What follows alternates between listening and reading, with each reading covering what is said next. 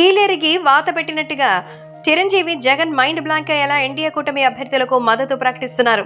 అసలే బలహీనంగా ఉన్న జగన్ కి చిరంజీవి తెలుగుదేశం కూటమికి బాహటంగా మద్దతు ఇవ్వడం మరింత బలహీనం చేస్తుందనడంలో సందేహం లేదు.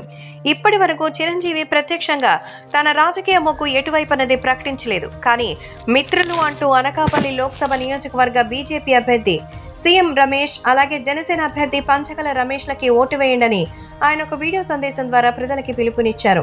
అంతకంటే ముందే తన సోదరుడు పవన్ కళ్యాణ్ కి ఆయన నేతృత్వంలో జనసేన పార్టీకి 5 కోట్ల విరాళం అందించారు.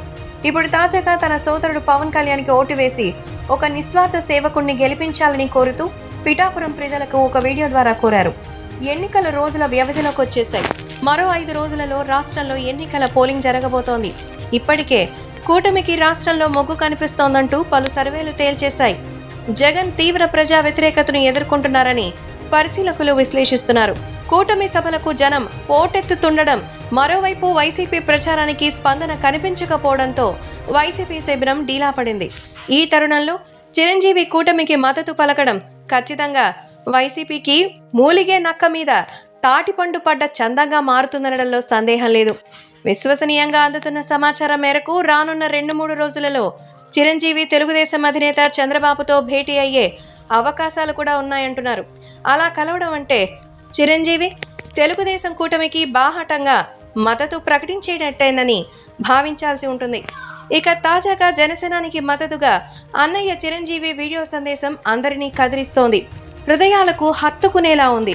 కుటుంబంలో చివరివాడిగా పుట్టిన పవన్ కళ్యాణ్ సమాజానికి మేలు చేయడంలో మాత్రం ముందువాడిగా నిలిచారని పేర్కొన్నారు. చిరంజీవి పిలుపు పిఠాపురంలో ఏ మూలలోనూ వైసీపీకి మిణుకుమంటున్న గెలుపు ఆశలని ఆవిరి చేసేసిందని పరిశీలకులు విశ్లేషిస్తున్నారు.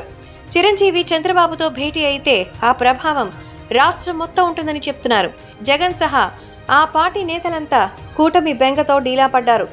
చిరు ఎంట్రీతో ఆ పార్టీ అధినేత మరింత దుర్బలంగా మారడం ఖాయం అంటున్నారు.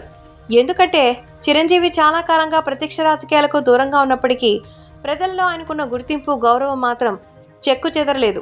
ఆయన మద్దతు నిస్సందేహంగా కాపు సామాజిక ఓటర్స్ని తెలుగుదేశం కూటమి వైపు ఆకర్షిస్తుంది. సరిగ్గా ఎన్నికల వేళ తెలుగుదేశం కూటమికి చిరు మద్దతుగా రావడం జగన్కి మింగుడు పడని అంశమే. గతంలో సినిమా టికెట్ల తగ్గింపు చిరంజీవి జగన్ని కలిసిన సందర్భంలో ఎదురైన పరాభవాన్ని సరైన సమయంలో ఎదురు పరాభవానికి చిరంజీవి సరైన సమయంలో దీటైన బదులిచ్చినట్టుగా పరిశీలకులు విశ్లేషిస్తున్నారు.